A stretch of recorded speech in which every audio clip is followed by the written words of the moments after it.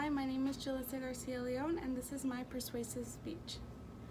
We've all heard from one professor or another what not to do and what to do before an exam. For example, we've all heard not to drink coffee before an exam because it makes us jittery. And we've also heard to get some physical exercise in before an exam so our brain could be stimulated by the time we do take the exam. And as much as I'd like to talk about coffee today, today's topic is going to be on physical activity, more specifically dancing. First, I'm going to quickly introduce dance and tell you guys how it helps our memory. Next, I'm going to explain how exactly the brain works in terms of its neurological processes. Then I will be comparing dancing to other forms of physical activity and why dancing is the better option. Finally, I will show EEG scans of a dancer and an athlete and a regular person during their rest time to see how aware they are during their rest. So how exactly does dance affect our memory in a positive way? To begin with, dance is a physical activity that sparks new neurological cells and neurological pathways, which results in an improved memory. I'm not talking about dancing with the moms type of dance. I'm talking about the freestyle and social dancing we all like to practice alone in our rooms. Dance is a nonverbal language that affects the same part of the brain as verbal language does, so it's just as effective as communication as verbal languages. Through dancing, people convey ideas, communicate language, and just play with the movement. And apart from dancing being fun, it is also a stress mechanism and a motivator. I'm going to show you two quick videos of dancing. The first one is going to be of elderly people dancing on chairs. So we have this right here.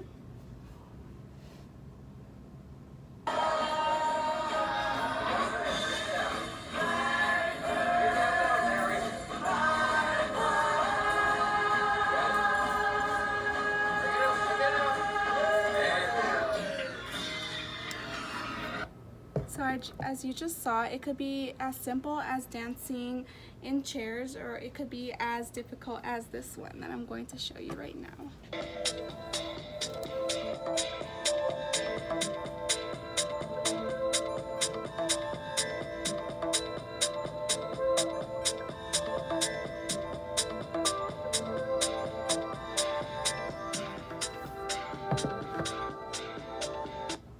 So obviously they are really talented and they're using dancing as a way to express themselves. That's a different type of dancing. There's obviously different types of dancing. We have ballet, we have street dancing, we have all sorts of dancing, and it could be any type of dancing really. So when we dance, every part of our brain works together to communicate to different parts of our body. And when we do that, we're building new neurological pathways, and in just a second I'm going to explain exactly what that is. So now that you have an idea of what dancing is, let's talk about how exactly our brain works to communicate dancing to the outside world through movement. So the brain is made up of billions of different neurons that connect to different parts of our body. We have specialized neurons that help us communicate verbally. We have other neurons that help us communicate non-verbally, as I explained through dancing. And as we get older, these neurological pathways slowly start going away, some faster than others. This becomes known as diseases such as Alzheimer's or dementia. So the faster we start losing those neurons, the more we start losing our memory. And because we start losing these specialized neurological pathways, we also start to lose our ability to remember who we are, where we live, and just short-term memory loss that affects our everyday lives. Sensory neurons are the ones that are in control of our movement, and the more we build on those sensory neurons, the more memory we build. So the best way to put neurons to use, as stated by Minton and Faber, authors of Thinking with the dancing brain. The brain operates most immediately when it is connected to a positive emotional state and also through concrete experiences. Every time we dance, our visual cortex is directly involved in learning the movements we perform. So what this means is that those neurological pathways keep building on themselves whether we're practicing them or not.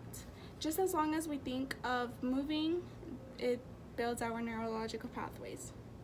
So in simpler terms, we either lose or use our brain. So now, why dancing over any other physical activity, you may ask?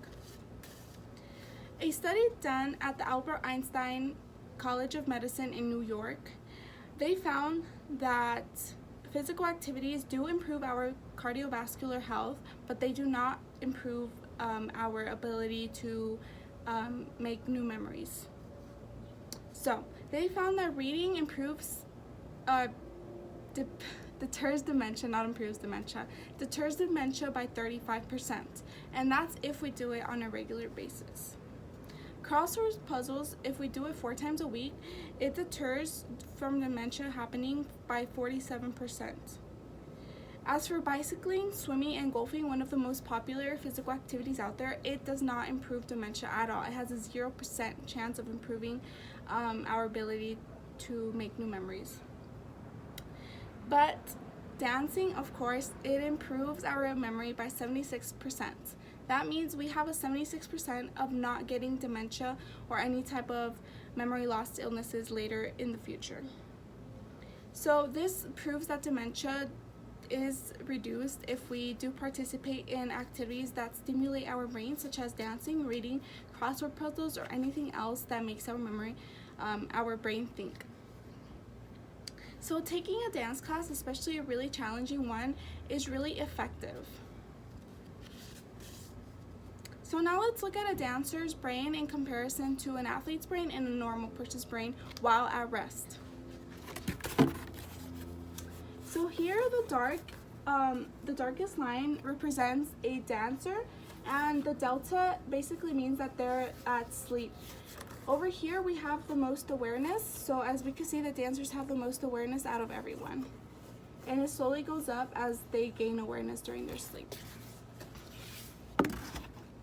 This isn't to say you shouldn't do any other physical activity, but you should definitely practice dancing. So let's dance alone, dance with a partner, or dance to a TikTok song. Either your body will thank you later. Thank you.